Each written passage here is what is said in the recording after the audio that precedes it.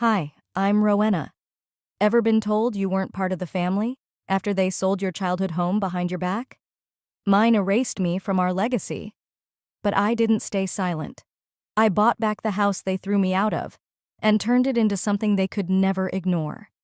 Before we dive into this story of betrayal, silence, and family drama, tell me, what time are you listening and where are you from? Drop it in the comments. Let's begin.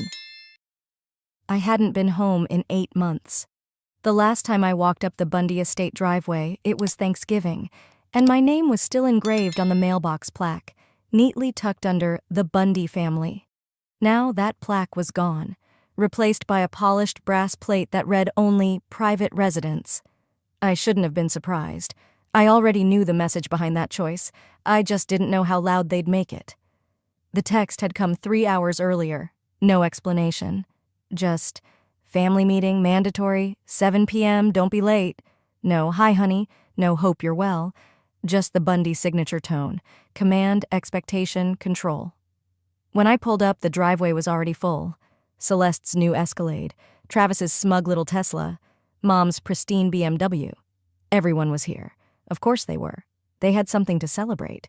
My exile. The front door opened before I even raised my hand to knock. My father stood there in his favorite burgundy sweater, the one he wore for big family announcements. His arms were crossed. "You're late," he said. "It's 6:58. In this family, on time is already too late. I followed him inside without a word. The air in the living room was thick, not from food or warmth, but from the kind of tension that clings to the walls. Everyone was already seated, just like a courtroom. Celeste, Dahlia, and Travis on one sofa, each looking like they'd rehearsed their parts. Mom sat by the fireplace, her back straight, hands folded like she was waiting for Mass to begin. A stranger I didn't recognize, a woman in a navy pantsuit with a sharp jawline and 2 white teeth, sat next to Celeste. A lawyer. There was one chair left, a single armchair placed directly opposite everyone else, facing the tribunal, facing judgment. "Take a seat," Dad said. I didn't move. "What's this?" Celeste cleared her throat, and the woman next to her opened a folder. "My name is Wendy Strauss. I've been retained to facilitate a legal matter on behalf of the Bundy family." Wendy slid a thick document across the coffee table. Her tone was clinical, like she was reading a grocery list. "This is a formal notice of familial disassociation. It includes removal from inheritance, revocation of access to family assets, and full dissolution of familial obligations, effective immediately." "Wait, what?" My voice didn't shake. I wouldn't give them that satisfaction. "It's not personal," Dahlia said, avoiding my eyes. "Not personal?" I looked at the paper, the ridiculous legal jargon dancing in front of me. Disowned, erased, exiled, all wrapped in lawyer speak and printed on premium linen stock. Travis finally spoke. "You made your choices, Ro. You went your own way. You started whatever this little crafting thing is." "It's not a little thing," I said. "You chose glitter over growth," Celeste interrupted. My jaw clenched. "You mean I didn't choose your version of success?" Mom finally looked up. Her lips were drawn tight, but her voice was cool. "We gave you everything. Private school, tutors, contacts. You chose to waste it all on a glue gun." I took a deep breath. "You never once asked what I was actually doing." "It doesn't matter now," Dad cut in. "Sign the papers, make this official." For a moment, no one breathed. I picked up the pen. My hand didn't tremble. My signature looked clean, final. Wendy took the pages back with a slight nod. I stood up, adjusting my coat. They thought I'd cry, plead, beg for a second chance, but I didn't give them that.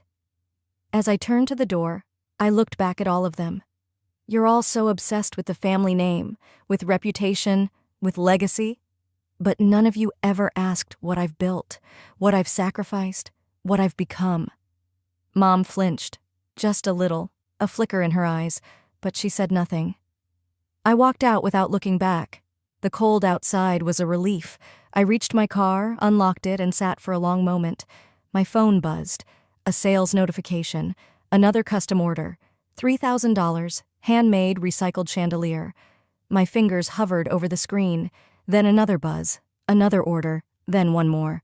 The numbers flashed like tiny fireflies, each one a reminder that outside of this poisonous house, someone valued what I made, what I created with my own hands. I looked up at the house, its windows glowing with curated warmth, but inside they were colder than the Colorado wind. They thought they'd just cast me out tonight. What they didn't know was, I'd left them long ago. They didn't break me. They just gave me permission to stop pretending I still belonged. 3 days passed. I kept telling myself I felt nothing, that the papers I signed were just that, papers, that I hadn't lost anything worth grieving. But every morning, I woke up to silence, the kind that doesn't just settle around you but seeps into your skin. That afternoon, I decided to walk. I didn't bring my car keys. I didn't plan a route. I just left my apartment and started moving, past familiar trees, the corner bookstore with the chipped green awning, and the little garden where the neighborhood kids once left painted rocks. I didn't mean to pass by the house, but my feet had minds of their own, retracing old memories embedded in concrete. And there it was, the Bundy house, my childhood home, except now it looked wrong. Not just cold, but foreign, as if I'd never lived there. The curtains had been changed, no more floral lace, a new mailbox, the welcome mat was gone. And on the perfectly trimmed lawn, a white sign stood like a slap across the face, for sale, private showings by appointment only. My chest hollowed. I stood frozen, barely able to breathe. They didn't even wait a week. There was no message, no phone call, no warning, just this. I backed away slowly, then pulled out my phone and searched the address. And there it was, live on every listing site, complete with a slideshow of glossy, retouched photos. I tapped through the carousel, my fingers shaking. My bedroom was now labeled a guest suite. The mural I painted at 16 was gone, painted over in a sterile beige. The kitchen? God, the kitchen. I had helped renovate it during college. I picked out the tile, installed the cabinet hardware with my own hands. I even carved my initials into the baseboard behind the pantry and sealed it myself. Gone. All of it. I looked closer. Every family photo had either been removed or edited.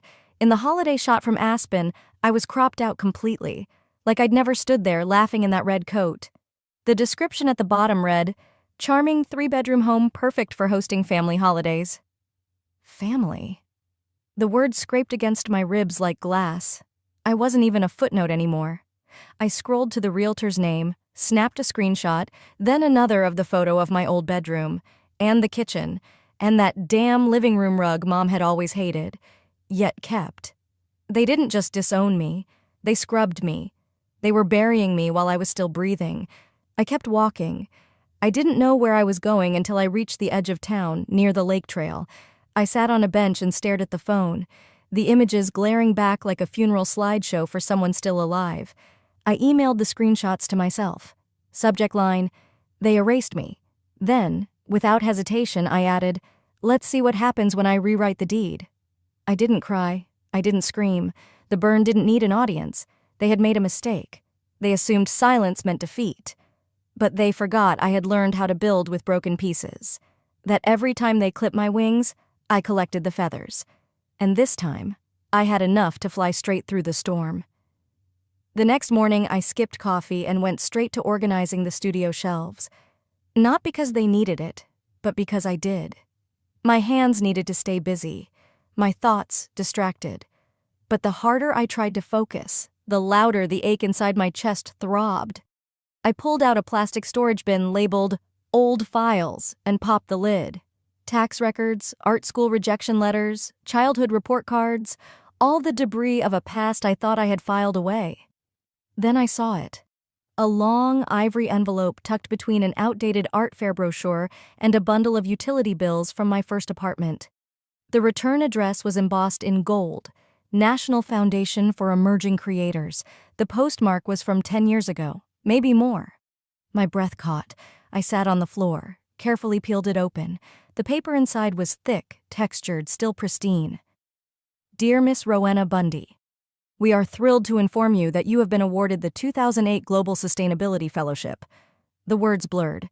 A full scholarship. International mentorship, showcase in Europe, funding to launch a design line.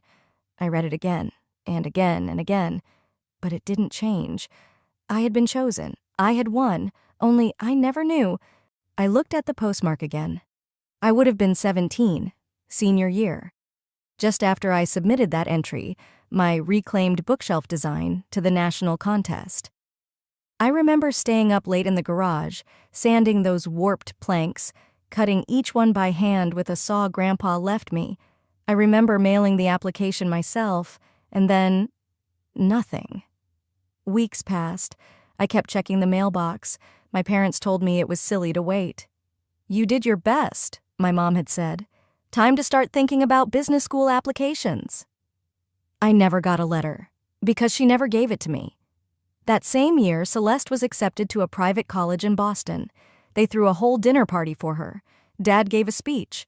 Mom got her a monogrammed suitcase. They never once mentioned my bookshelf again. I stared at the letter, my hands trembling now, not from shock, but from rage that had been frozen so long it thawed into something deeper. Betrayal. It was never about capability. It was always about control. I put the letter down gently, stood up, and walked over to my sketch station. The sunlight streamed through the studio windows, bouncing off the copper sculptures on the shelf. I grabbed a blank sheet of fibered paper and pressed it onto the board. Then another. I dripped melted beeswax across the edges, burned the tip slightly with a lighter. This piece wouldn't be pretty. It would be truth. I sketched the outline of a woman with her mouth sealed shut, stitched with thread, but eyes burning with something defiant. I called it The Silenced, a sculpture of resistance, of all the things I never got to say. I didn't cry, I didn't need to, because now I knew this wasn't new. They didn't start breaking me last week. They started long ago, when they threw away my first dream and told me I was better off without it. When they stole that letter, they planted the first seed of my silence. But the joke was on them. That silence became strategy. And from that, I built everything they never saw coming. I didn't plan on working late that night, but silence has a strange way of coaxing the truth out of you. With the studio lights casting long shadows and the scent of cedar glue hanging in the air, I lost track of time, my hands shaping a delicate frame out of salvaged steel. The commission was for a private client, someone who had seen my work in a sustainability journal and insisted on a custom piece. It was a sculpture that would hang above their fireplace. Clean lines, reclaimed elegance, and unapologetically bold. Everything I'd never been allowed to be growing up. The chime on my phone pulled me out of flow. A voicemail from my mother. I stared at the notification, thumb hovering, then hit play. Her voice was calm. Too calm, like the surface of a lake hiding something dark just beneath. "We saw your name mentioned on one of those sites. Lifestyle something. Looks like you've been keeping busy. Cute little project, Rowena. You could have had a real career by now." The silence that followed felt sharper than the chisel in my hand. A real career. That wasn't a compliment. It was a dig. A surgical reminder that no matter how far I'd come, in their eyes, I was still playing in the dirt. Still just the artsy one who never knew when to grow up. But it wasn't new. In college, after I declined a marketing internship at Dad's dealership, I remember her saying, "This isn't a life, Rowena. This is a phase. You're not 13 anymore." When I got my first solo gallery invite, she said, "That's nice, but have you considered going back to school for something more stable?" And when I bought my first studio space, she didn't even acknowledge the lease, just asked if I was still gluing trash to things. Each sentence layered itself like paint on rotten wood, thin, brittle, easy to crack. The studio door creaked open, and Ivy walked in holding a brown paper bag and a drink carrier. "You haven't eaten since lunch. Don't make me guilt you into pad thai." I didn't move. I just hit replay and let her hear it. She blinked, then set the bag down without a word. "Cute little project," she muttered. "What are you, a kid with popsicle sticks? If your success threatens them, that says more about them than you." I let the words echo. Then, slowly, I opened my laptop and pulled up my business dashboard. Ivy leaned in as numbers flashed across the screen. Order counts, quarterly revenue, collaborations pending approval. "Wait," she said, her voice softening. "You made this last month?" I nodded. "And the one before that, and the one before that." Then I showed her the email I hadn't told anyone about, an exclusive collaboration offer from one of the top luxury eco-retailers in the country. Front window placement, national rollout, my name on every piece. Ivy looked at me like I had just confessed to hiding a second identity. "You've been sitting on this?" I shrugged. It didn't feel real yet. "It's more than real. It's revolutionary. So, when do you stop hiding?" I looked at the sculpture in front of me. Still unfinished, still fragile, but holding shape. "Soon," I said quietly, "but not until I make it undeniable." Her grin spread. "Let me guess. You have a plan." "I always did. They just never saw it." I leaned over the steel and began welding the base. Sparks flew gently, reflecting in Ivy's eyes as she watched me reclaim not just metal, but meaning. Because success wasn't just a job. It was the quiet revenge they never saw coming. After Ivy left, I cleaned up the studio and let the silence settle back in. The world outside had gone to sleep, but my mind was wide awake, pulsing with something I hadn't let myself feel in a long time: clarity. They laughed at the plan once, but what if that was the first step toward taking it seriously? I opened my laptop and clicked into an old archive drive, one I hadn't touched in years. The screen flickered, revealing folders buried deep in digital dust. Among them, a file labeled EV Transition Proposal, Rowena B. I clicked it open, and just like that, I was transported back 5 years. The memory was vivid. I'd spent 6 months researching how Bundy Motors, our family's pride and archaic dealership, could pivot into the future. Electric vehicles, solar integration, community incentives. It was a blueprint to not just survive, but lead. I remembered printing copies, binding them with care, and walking into that boardroom with nothing but hope in my chest. I pitched it to Celeste, Gerald, even Dahlia. My mother sat in silence, dabbing her coffee with cream like she wasn't watching her daughter offer them gold. Celeste had burst out laughing midway through my presentation. "Rowena," she scoffed, "we sell horsepower, not fairy tales." Gerald didn't laugh. He leaned back, steepled his fingers, and said, "This isn't some activist blog. This is legacy. You don't rewrite legacy. You preserve it." Then Dahlia offered that fake sympathetic smile she wore like perfume, the kind that made you feel worse just being near it. No one even touched the binder I handed them. They left it on the table when they walked out. Back in the present, I stared at that same proposal. Outdated now, but the bones were good. Really good. I got up, brewed a pot of strong coffee, and began updating it. Market projections, government EV incentives, local outreach initiatives, all refreshed. I added a new brand concept, Bundy Recharged, and mocked up digital mock-ups of storefronts that merged innovation with heritage. This time, I wasn't doing it for approval. I was doing it because I could. My phone buzzed just after midnight. Travis, of all people. I hesitated, then picked up. "Ro?" His voice was cautious. "Hey, what is it?" I didn't have patience for niceties tonight. He cleared his throat. They might need help soon. I think you should talk to Celeste." I exhaled through my nose, slow and deliberate. "She had her chance to listen," I said.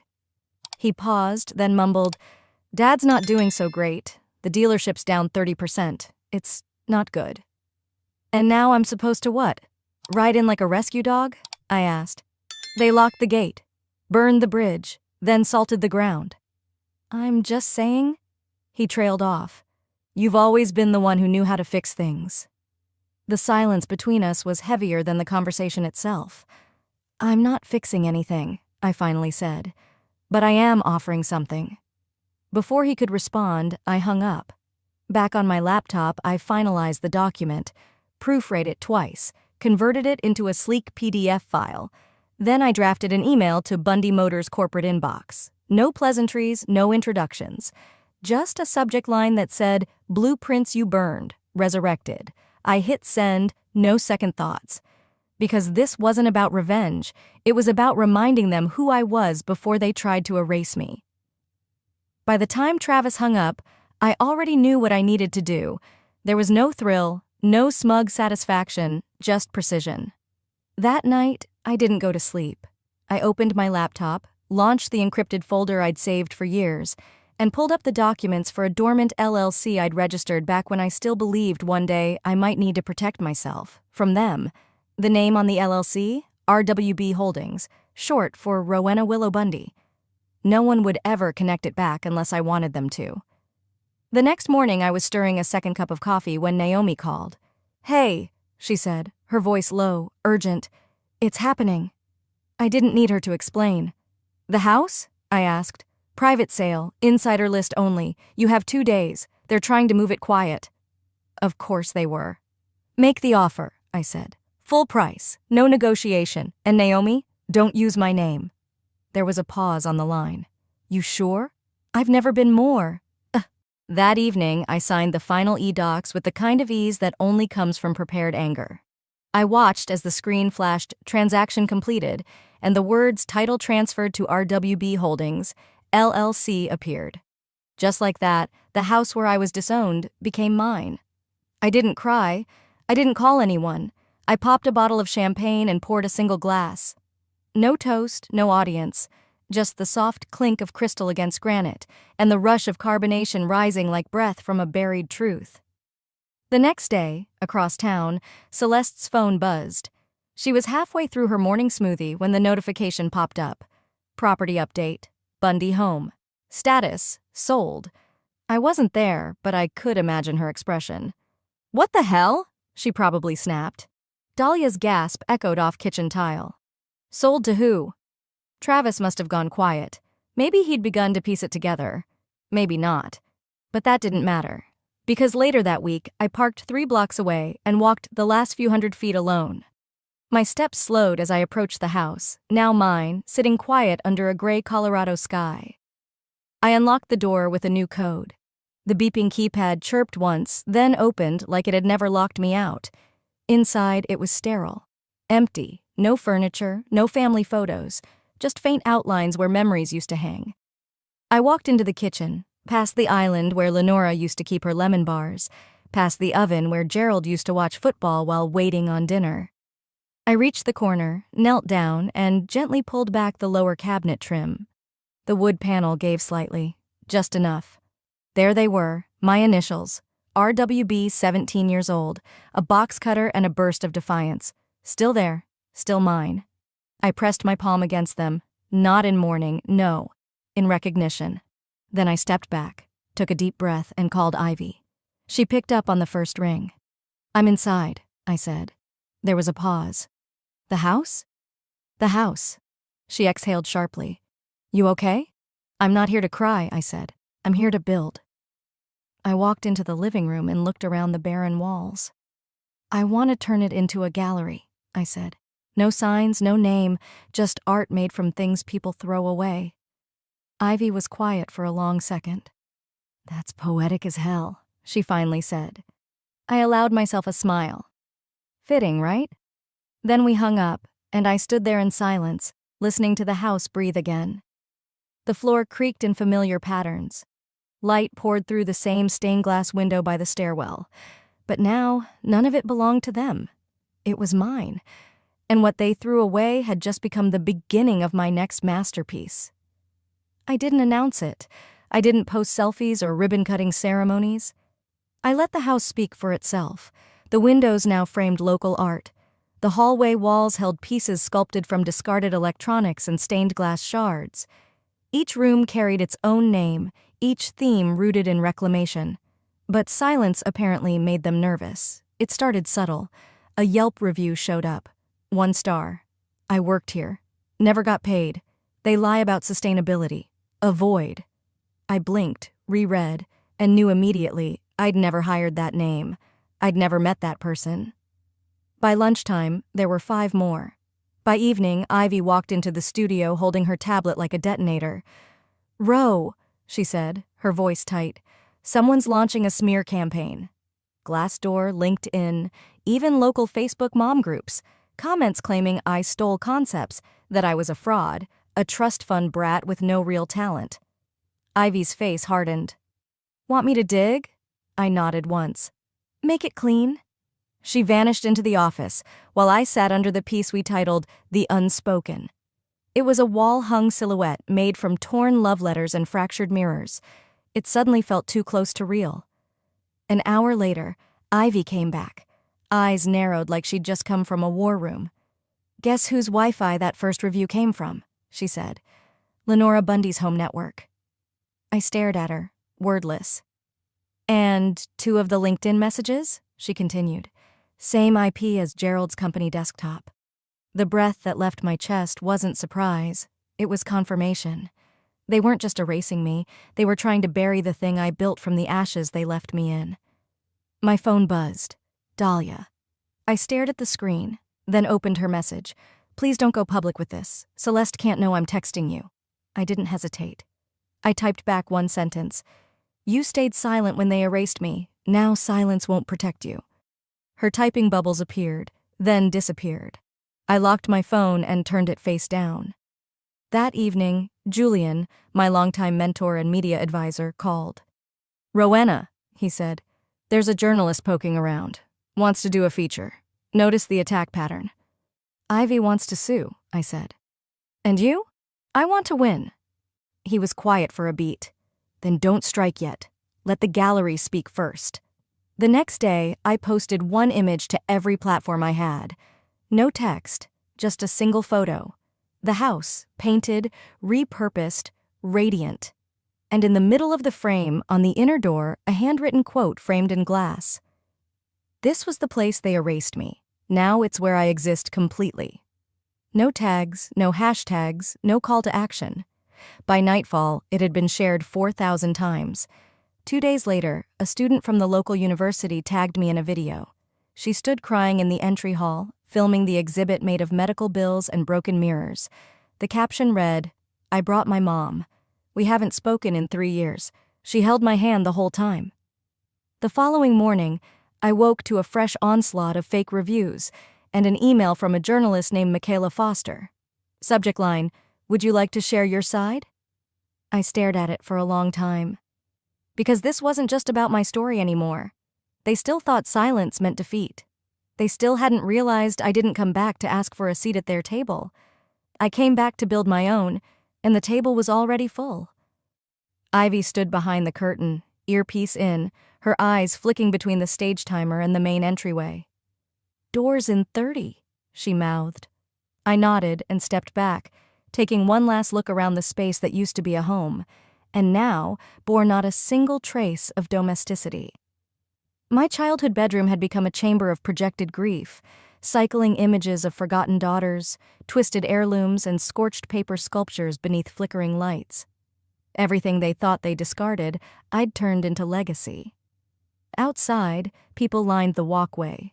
Critics, press, art lovers, neighbors. Some came out of curiosity.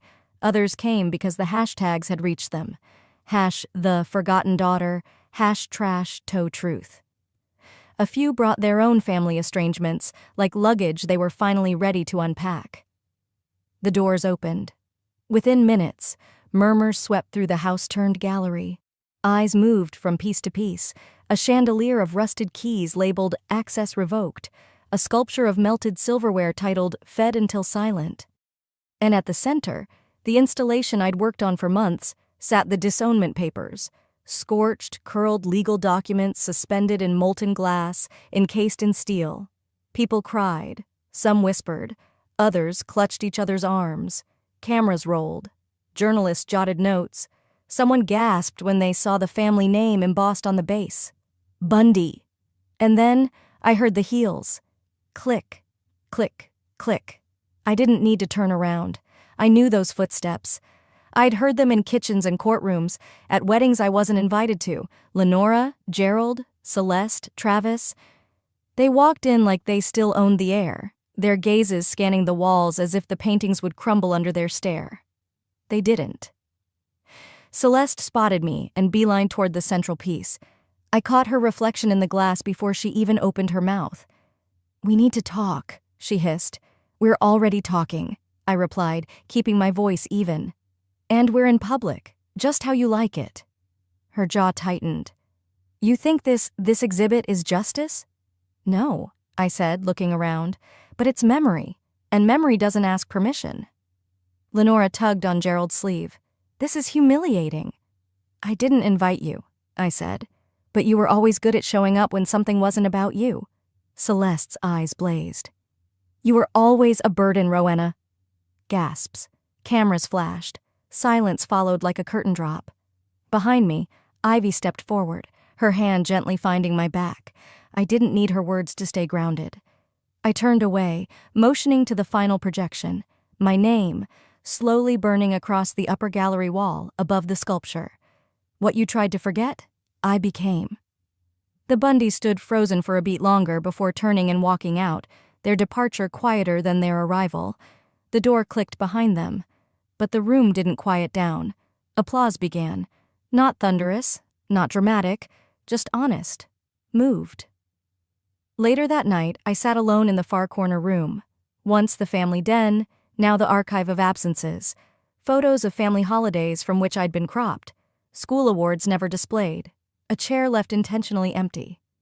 I watched an older woman gently press her hand against the glass between herself and one piece titled Mother, Unavailable. Her eyes were full, her mouth trembled. Beside her, a younger woman, her daughter maybe, reached for her hand. This, the woman whispered. This feels like it was made for me. I smiled quietly as the gallery lights dimmed for closing. The Bundys left in silence, but the world had already heard everything. Weeks passed like soft waves, restless but rhythmic. The media buzz had died down, but the story never left. People still came to the gallery, lingered by the sculpture of burned disownment papers, and whispered as if they were entering a church made of memory. Phoenix Motors launched quietly, not with fireworks or champagne, but with solar panels and a silent opening ceremony beneath morning sunlight. The sign out front wasn't flashy. It simply read, Phoenix. Beneath it, smaller letters spelled out, mobility, memory, meaning. I stood near the entrance that morning, watching a line of teenagers file in. Local interns, part of our youth training program. Travis waved as he explained the new electric models to them. He had changed. Or maybe, like me, he had simply dropped the version of himself that had played defense for too long. Inside, Dahlia was helping set up the community arts center housed in the old conference room. She caught my glance and gave me a quiet nod. We didn't speak much these days, but there was something healing in our silence. It wasn't the absence of words, but the absence of lies. Celeste was not there. I didn't ask. 2 days before the launch, a letter had arrived, handwritten, neat block letters I hadn't seen in years. Rowena, I don't expect forgiveness. I just want you to know, I saw what I failed to protect. I'm sorry I wasn't stronger. Dad? I read it once, then tucked it inside a notebook. I didn't know if it was closure, but it was acknowledgement. And sometimes that's the most you can hope for from men like Gerald. The day after launch, I got the call. Lenora was in the hospital. Exhaustion, heart palpitations. Ivy was the one who picked up the phone and relayed the message to me. I think you should go, she said softly. I did. The hospital room was cold. She looked smaller than I remembered. We exchanged barely a few words. She opened her mouth once, maybe to say, I'm sorry. But I didn't wait for it to come out. I placed a single white carnation on the side table and whispered, This isn't a reconciliation. It's a goodbye that I control. Then I left.